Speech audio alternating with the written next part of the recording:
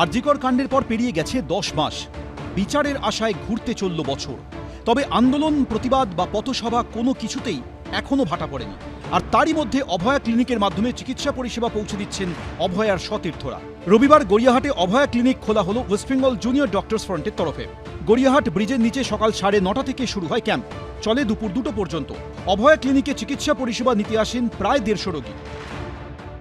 আমরা যেহেতু ডাক্তার, আমরা ওয়েস্ট বেঙ্গল জুনিয়র ডক্টরস ফ্রন্টের পক্ষ থেকে কিন্তু এই অভয়া ক্লিনিকটা বিভিন্ন জায়গায়, কখনো রায়দিঘি, সুন্দরবনে, কখনো একদম প্রান্তিক জায়গায়, কখনো সোদপুরে, কখনো আজকে এখানে দেখতে পাচ্ছেন গড়িয়াহাটে বস্তিবাসী, ফুটপাতবাসীদের জন্য আমরা অভয়া ক্লিনিক বিনামূল্যে একটা স্বাস্থ্য শিবির, এই জিনিসটা আমরা করছি। এবং এই জিনিসটা কিন্তু আমাদের প্রতিবাদের একটা ফর্ম বলতে পারেন, আন্দোলনের একটা ফর্ম বলতে পারেন।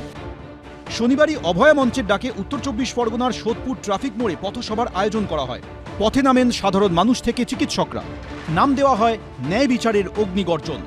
এই প্রেক্ষাপটে চাঞ্চল্যকর অভিযোগ করেছেন নিহত তরুণী চিকিৎসকের মা বাবা।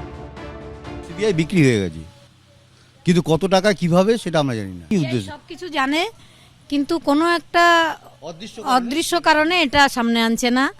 কারণ আসল অপরাধী যারা, তারা হসপিটালেই রয়েছে। এটা আমাদের সন্দেহ নয়, এটা আমরা জানি। এ নিয়ে সরব হয়েছেন আন্দোলনকারী জুনিয়র চিকিৎসকরাও। যদি ওনারা সাপ্লিমেন্টারি চার্জশিট রেডি করেছিলেন, সেটা 6 মাস 8 মাসে বেরোলো না কেন? সেখানে তথ্য প্রমাণ লোপাটের জন্য যাদের যাদের নাম ছিল, যেটা সিবিআই কর্তারাই আমাদেরকে বলেছেন যে তথ্য প্রমাণ লোপাটের কেসে আমাদের তদন্ত চলছে এবং সেখানে আরও বড় বড় লোকের নাম বেরোতে চলেছে, সেটা যখন তখনই ওরা 6 মাস আগে 8 মাস আগেই যখন তারা বলেছিলেন, তারা এতটা টাইম নিয়ে কি করছেন? তো এই প্রশ্ন তো আমাদের থাকছেই। কয়েকদিন আগে দাঙ্গা বিধ্বস্ত মুর্শিদাবাদে চিকিৎসা পরিষেবা পৌঁছে দিতে অভয়া ক্লিনিক খুলেছিলেন অনিকেত মাহাতো, দেবাশিস হালদার, আসফাকুল্লাহ নাইয়ারা। রবিবার গড়িয়াহাটে ক্যাম্প করে চিকিৎসা পরিষেবা দিলেন তারা। সৌমিত্র রায়, এবিপি আনন্দ।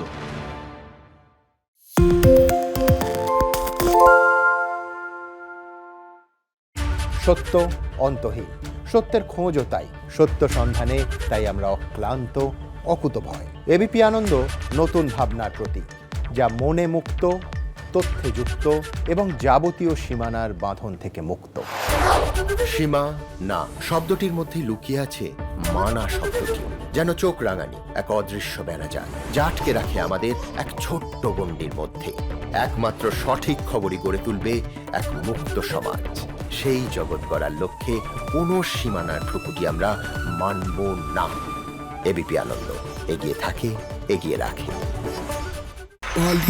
তাই নাকি? রাত্রি বাংলা গুজব চায় না, বাংলা খবর চায়। বাংলা খবর, বাংলার খবর। শুনতে পাচ্ছি না, বল না।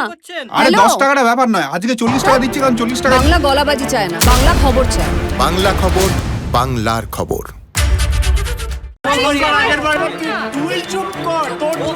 বাংলা ঝামেলা চায় না, বাংলা খবর চায়। বাংলা খবর, বাংলার খবর। বাংলা চেঁচামেচি চায় না, বাংলা খবর চায়। বাংলা খবর, বাংলার খবর।